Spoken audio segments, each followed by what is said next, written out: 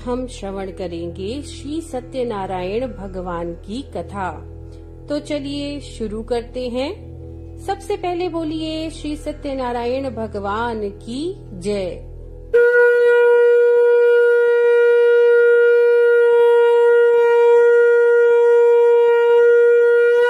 अथ प्रथम अध्याय। एक समय की बात है, नैमिषारण्य तीर्थ में शौनकादि 88,000 ऋषियों ने श्री सूत जी से पूछा, हे प्रभु, इस कलयुग में वेद विद्या रहित मनुष्यों को प्रभु भक्ति किस प्रकार मिल सकती है तथा उनका उद्धार कैसे होगा? हे मुनिश्रेष्ठ, कोई ऐसा तप बताइए जिससे थोड़े समय में पुण्य मिले और मनवांछित फल भी मिल जाए। इस प्रकार की कथा सुनने की हम इच्छा रखते हैं। सर्व शास्त्रों के ज्ञाता श्री सूत जी बोले, हे वैष्णवों में पूज्य, आप सभी ने प्राणियों के हित की बात पूछी है, इसलिए मैं एक ऐसे श्रेष्ठ व्रत को आप लोगों को बतलाऊंगा जिसे नारद जी ने लक्ष्मी नारायण जी से पूछा था और लक्ष्मीपति ने मुनिश्रेष्ठ नारद जी से कहा था। आप सब इसे ध्यान से सुनिए। एक समय की बात है, योगीराज नारद जी दूसरों के हित की इच्छा लिए अनेकों लोकों में घूमते हुए मृत्युलोक में आ पहुँचे। यहाँ पर उन्होंने अनेक योनियों में जन्मे प्रायः सभी मनुष्यों को अपने कर्मों द्वारा अनेक दुखों से पीड़ित देखा। उनका दुख देख करके नारद जी सोचने लगे कि कैसा यत्न किया जाए जिसे करने से निश्चित रूप से मानव के दुखों का अंत हो जाए। इसी विचार पर मनन करते हुए वे विष्णुलोक में गए। वहाँ पर देवों के ईश नारायण की स्तुति करने लगे, जिनके हाथों में शंख, चक्र, गदा और पद्म थे, गले में वरमाला पहने हुए थे। स्तुति करते हुए नारद जी बोले, हे भगवन, आप अत्यंत शक्ति से संपन्न हैं। मन तथा वाणी भी आपको नहीं पा सकती। आपका आदि, मध्य और अंत भी नहीं है। निर्गुण स्वरूप सृष्टि के कारण भक्तों के दुख को दूर करने वाले आप मेरा नमस्कार स्वीकार कीजिए। नारद जी की स्तुति सुनकर के भगवान विष्णु बोले, हे मुनिश्रेष्ठ, आपके मन में क्या बात है? आप किस काम से यहाँ पधारे हैं, उसे निसंकोच कहिए। इस पर नारद मुनि बोले कि मृत्युलोक में अनेक योनियों में जन्मे मनुष्य अपने कर्मों के द्वारा अनेक दुख से दुखी हो रहे हैं। हे नाथ, आप मुझ पर दया रखते हैं तो बताइए कि वो मनुष्य थोड़े प्रयास से ही अपने दुखों से कैसे छुटकारा पा सकते हैं। श्री हरि बोले, हे नारद, मनुष्य की भलाई के लिए तुमने बहुत अच्छी बात पूछी है। जिसके करने से मनुष्य मोह से छूट जाते हैं, वह बात मैं तुमसे कहता हूँ, सुनो। स्वर्गलोक व मृत्युलोक दोनों में एक दुर्लभ उत्तम व्रत है जो पुण्य देने वाला है। आज प्रेम वश होकर मैं तुमसे कहता हूँ। श्री सत्यनारायण भगवान का ये व्रत अच्छी तरह विधान पूर्वक करके मनुष्य तुरंत ही यहाँ सुख भोग कर मरने पर मोक्ष को पाता है। श्री हरि के वचन सुनकर के नारद जी बोले कि उस व्रत का फल क्या है, उसका विधान क्या है, ये व्रत किसने किया था, इस व्रत को किस दिन करना चाहिए, ये सभी विस्तार से बताइए। नारद जी की बात सुनकर के श्री हरि बोले, दुख व शोक को दूर करने वाला, ये सभी स्थानों पर विजय दिलाने वाला है। मानव को भक्ति व श्रद्धा के साथ शाम को श्री सत्यनारायण की पूजा धर्मपरायण होकर ब्राह्मणों व बंधुओं के साथ करनी चाहिए। भक्ति भाव से ही नैवेद्य, केले का फल, घी, दूध और गेहूं का आटा सवाया लें। गेहूं के स्थान पर साठी का आटा, शक्कर तथा गुड़ लेकर वह सभी भक्षण योग्य पदार्थों को मिलाकर भगवान का भोग लगाएं। ब्राह्मणों सहित बंधु बांधवों को भोजन कराएं, उसके बाद स्वयं भोजन करें। भजन कीर्तन के साथ भगवान की भक्ति में लीन हो जाएं। इस तरह से सत्यनारायण भगवान का ये व्रत करने पर मनुष्य की सभी इच्छाएं निश्चित रूप से पूरी होती हैं। इस कलिकाल अर्थात कलयुग में मृत्युलोक में मोक्ष का एक यही सरल उपाय बताया गया है। इति श्री सत्यनारायण व्रत कथा प्रथमो अध्याय संपूर्ण। तो बोलिए सत्यनारायण भगवान की जय।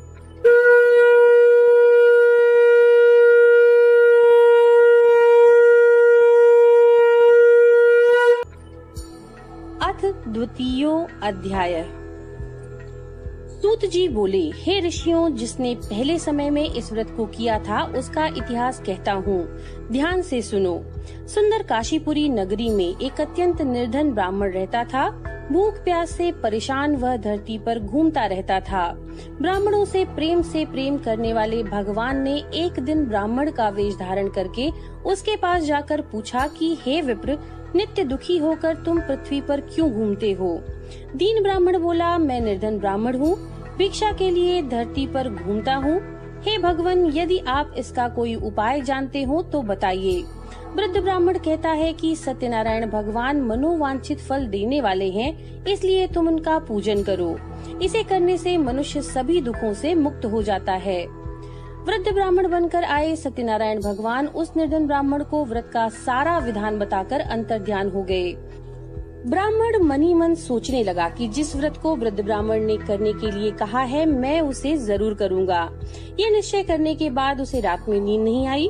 वह सवेरे उठकर सत्यनारायण भगवान के व्रत का निश्चय करके भिक्षा के लिए चला गया। उस दिन निर्धन ब्राह्मण को भिक्षा में बहुत धन मिला, जिससे उसने बंधु बांधवों के साथ विधि पूर्वक सत्यनारायण भगवान का व्रत संपन्न किया।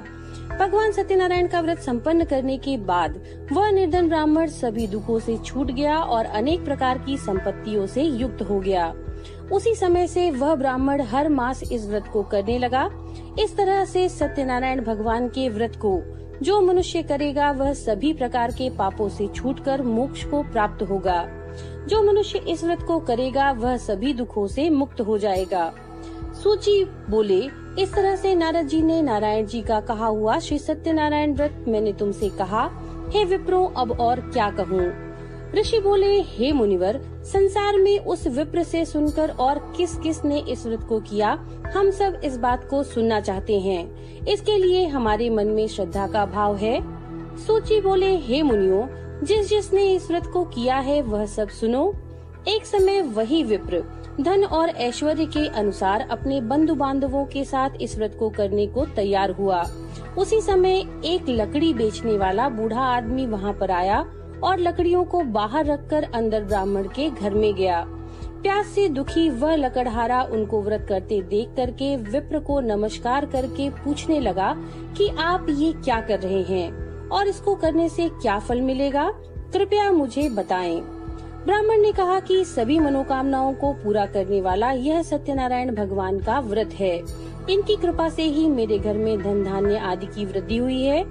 विप्र से सत्यनारायण व्रत के बारे में जानकर लकड़हारा बहुत प्रसन्न हुआ। चरणामृत लेकर प्रसाद खाने के बाद वह अपने घर आ गया।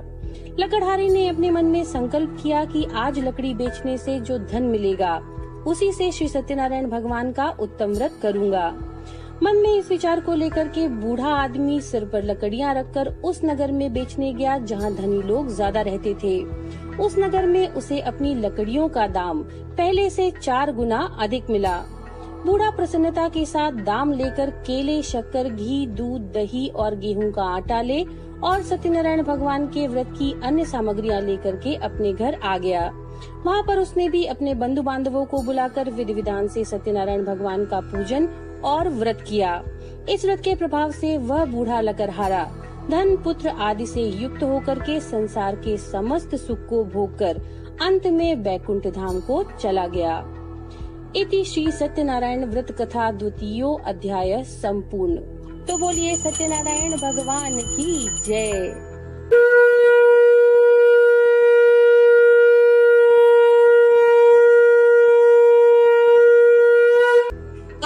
तृतीयो अध्याय।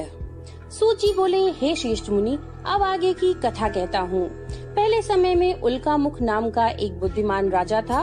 वह सत्यवक्ता और जितेंद्रिय था। प्रतिदिन देवस्थानों पर जाता था और निर्धनों को धन देकर उनके कष्ट दूर करता था। उसकी पत्नी कमल के समान मुख वाली तथा सती साध्वी थी। भद्रशिला नदी के तट पर उन दोनों ने श्री सत्यनारायण भगवान का व्रत किया। उसी समय साधु नाम का एक वैश्य वहाँ पर आया। उसके पास व्यापार करने के लिए बहुत सा धन भी था। राजा को व्रत करते देखकर वह विनय के साथ पूछने लगा कि हे राजन, भक्ति भाव से पूर्ण होकर आप ये क्या कर रहे हैं? मैं सुनने की इच्छा रखता हूँ, आप मुझे कृपया बताइए। राजा बोले, हे साधु, अपने बंधु बांधवों के साथ पुत्र आदि की प्राप्ति के लिए एक महाशक्तिशाली श्री सत्यनारायण भगवान का व्रत व पूजन कर रहा हूँ। राजा के वचन सुनकर के साधु आदर से बोला, हे राजन, मुझे इस व्रत का सारा विधान कहिए। आपके कथनानुसार मैं भी इस व्रत को करूँगा। मेरी भी संतान नहीं है और इस व्रत को करने से निश्चित रूप से मुझे संतान की प्राप्ति होगी। राजा से सारे व्रत का विधान सुनकर के व्यापार से निवृत्त होकर वो अपने घर गया। साधु वैश्य ने अपनी पत्नी को संतान देने वाले इस व्रत का वर्णन कह सुनाया और कहा कि जब मेरी संतान होगी तब मैं इस व्रत को करूंगा। साधु ने इस तरह के वचन अपनी पत्नी लीलावती से कहे। एक दिन लीलावती पति के साथ आनंदित होकर सांसारिक धर्म में प्रवृत्त होकर सत्यनारायण भगवान की कृपा से गर्भवती हो गई। 10वें महीने में उसके गर्भ से एक सुंदर कन्या ने जन्म लिया। दिनों दिन वह ऐसे बढ़ने लगी जैसे शुक्ल पक्ष का चंद्रमा बढ़ता है। माता पिता ने अपनी कन्या का नाम रखा कलावती। एक दिन लीलावती ने मीठे शब्दों में अपने पति को याद दिलाया कि आपने सत्यनारायण भगवान के जिस व्रत को करने का संकल्प लिया था उसी करने का समय आ गया है। आप इस व्रत को करिए। साधु बोले, हे प्रिय, इस व्रत को मैं उसके विवाह पर करूंगा। इस प्रकार अपनी पत्नी को आश्वासन देकर वे नगर को चले गए। कलावती पिता के घर में रहकर वृद्धि को प्राप्त हो गई। साधु ने एक बार नगर में अपनी कन्या को सखियों के साथ देखा तो तुरंत ही दूत को बुलाया और कहा कि मेरे कन्या के योग्य वर देख करके आओ। साधु की बात सुनकर के दूत कंचन नगर पहुंचा। वहां देखभाल कर लड़की के सुयोग्य वणिक पुत्र को ले आया।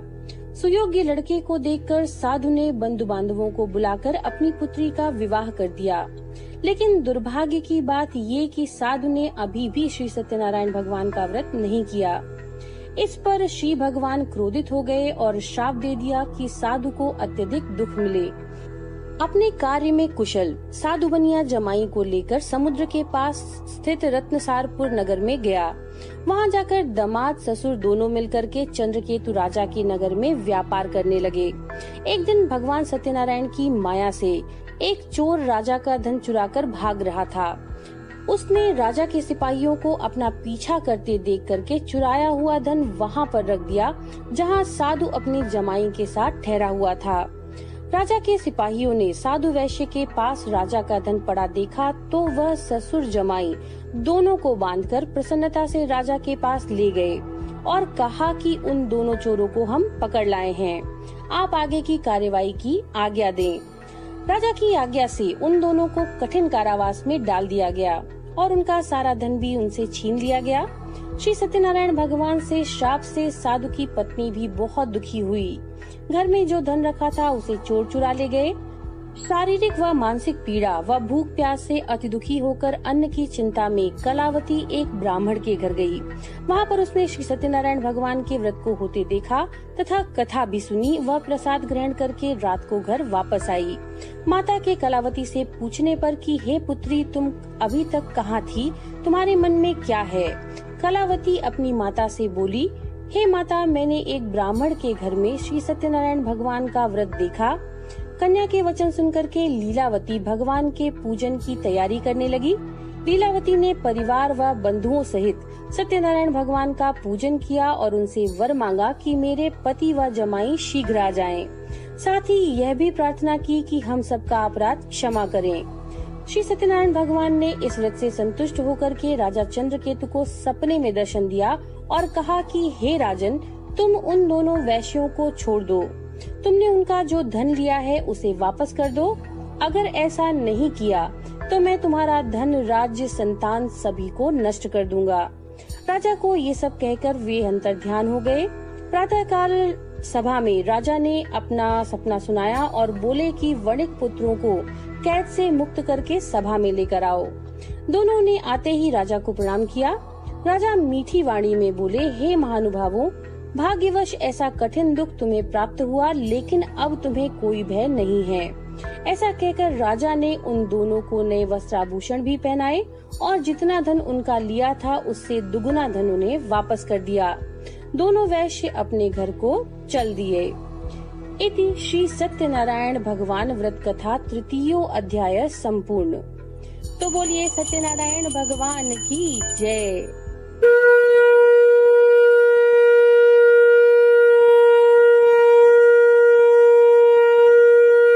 अथ चतुर्थो अध्याय। सूची बोले, वैश्य ने मंगलाचार करके अपनी यात्रा आरंभ की और अपने नगर की ओर चल दिया। थोड़ी दूर जाने पर एक दंडी वेशधारी ने उनसे पूछा, हे साधु, तेरी नाव में क्या है? अभिमानी वणिक हंसता हुआ बोला, हे दंडी, आप क्यों पूछते हो? क्या धन लेने की इच्छा है? मेरे नाव में तो बेल व पत्ते भरे हुए हैं। वैश्य के कठोर वचन सुनकर के दंडी के वेश में श्री सत्यनारायण भगवान बोले, तुम्हारा वचन सत्य हो। दंडी के ऐसे वचन कहकर वहाँ से दूर चले गए। कुछ दूर जाकर समुद्र के किनारे वे बैठ गए। दंडी के जाने के बाद साधु वैश्य ने नित्य क्रिया के पश्चात नाव को ऊंची उठती देखकर अचंभा माना और नाव में बेल पत्ते आदि देखकर वह मूर्छित होकर के जमीन में गिर पड़ा। मूर्छा खुलने पर वह अत्यंत शोक में डूब गया। तब उसका दामाद बोला, आप शोक न मनाएं, ये दंडी का शाप है, इसलिए हमें उनकी शरण में जाना चाहिए, तभी हमारी मनोकामना पूरी होगी। दामाद की बात सुनकर वह दंडी के पास पहुंचा और अत्यंत भक्तिभाव से नमस्कार करके बोला, मैंने आपसे जो जो असत्य वचन कहे हैं उनके लिए मुझे क्षमा कर दें। ऐसा कहकर महान शोकातुर हो रोने लगा। तब दंडी भगवान बोले, हे वणिक पुत्र, मेरी आज्ञा से बार बार तुम्हें दुख प्राप्त हुआ है, तू मेरी पूजा से जो विमुख हुआ है। साधु बोले, हे भगवान, आपकी माया से ब्रह्मा आदि देवता भी आपके रूप को नहीं जानते, तब मैं अज्ञानी भला कैसे जान सकता हूँ। आप प्रसन्न होइए, अब मैं सामर्थ्य के अनुसार आपकी पूजा करूँगा, आप मेरी रक्षा करिए। पहले के समान मेरी नौका में धन भर दीजिए। साधु वैश्य के भक्ति पूर्वक वचन सुनकर के भगवान प्रसन्न हो गए और उसकी इच्छा अनुसार वरदान देकर अंतर्ध्यान हो गए। ससुर जमाई जब नाव पर आए तो नाव धन से भरी हुई थी। फिर वहीं अपने अन्य साथियों के साथ सत्यनारायण भगवान का पूजन करके अपने नगर को चल दिए। जब नगर के नजदीक पहुँचे तो दूत को घर पर खबर करने के लिए भेज दिया। दूत साधु की पत्नी को प्रणाम करके कहता है कि मालिक अपने दामाद के साथ नगर में आ गए हैं। दूत की बात सुनकर के साधु की पत्नी लीलावती ने बड़े हर्ष के साथ सत्यनारायण भगवान का पूजन कर रही अपनी पुत्री कलावती से कहा कि मैं अपने पति के दर्शन को जाती हूँ, तू कार्य पूर्ण करके शीघ्र आ जा। माता के ऐसे वचन सुनकर के कलावती जल्दी में प्रसाद छोड़कर अपने पति के पास चली गई।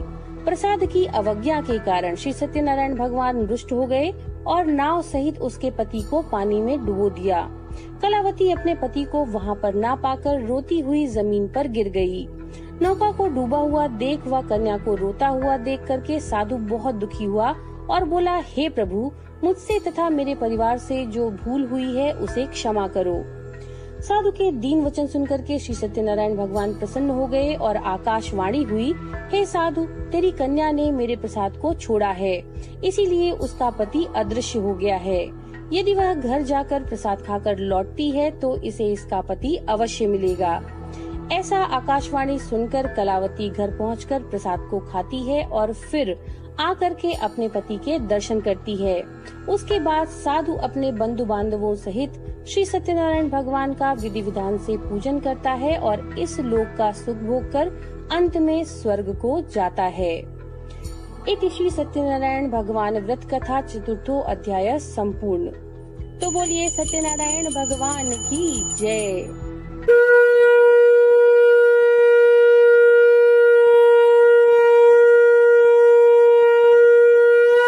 अथ पंचमो अध्याय। सूत जी बोले, हे ऋषियों, मैं और भी कथा सुनाता हूँ, उसे भी ध्यान पूर्वक सुनो। प्रजा पालन में लीन तुंगध्वज नाम का एक राजा था। उसने भी भगवान का प्रसाद त्याग कर बहुत ही दुख प्राप्त किया। एक बार वन में जाकर वन्य पशुओं को मारकर वह बड़ के पेड़ के नीचे आया। वहाँ उसने ग्वालों को भक्ति भाव से अपने बंधुओं के साथ सत्यनारायण भगवान का पूजन करते देखा। अभिमान वश राजा ने उन्हें देखकर भी पूजा स्थान में नहीं गया और न ही उसने भगवान को नमस्कार किया। ग्वालों ने राजा को प्रसाद दिया, लेकिन उसने वह प्रसाद भी नहीं खाया और प्रसाद को वहीं छोड़कर वह अपने नगर को चला गया। जब वह नगर में पहुंचा तो वहां पर सब कुछ तहस नहस हुआ पाया तो वह शीघ्र ही समझ गया कि ये सब भगवान ने ही किया है।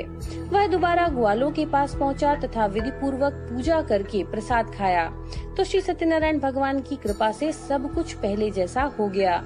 दीर्घ काल तक सुख भोगने के बाद मरणोपरांत उसे स्वर्गलोक की प्राप्ति हुई। जो मनुष्य परम दुर्लभ इस व्रत को करेगा तो भगवान सत्यनारायण की अनुकंपा से उसे धन धान्य की प्राप्ति होगी। निर्धन धनी हो जाते हैं और भयमुक्त हो जाते हैं और जीवन को जीते हैं। संतानहीन मनुष्य को संतान सुख मिलता है और सारे मनोरथ पूर्ण होने पर मानव अंतकाल में वैकुंठ धाम को जाता है। सूत जी बोले, जिन्होंने पहले इस व्रत को किया था, अब मैं उनके दूसरे जन्म की कथा कहता हूँ। वृद्ध शतानंद ब्राह्मण ने सुदामा का जन्म लेकर मोक्ष की प्राप्ति की।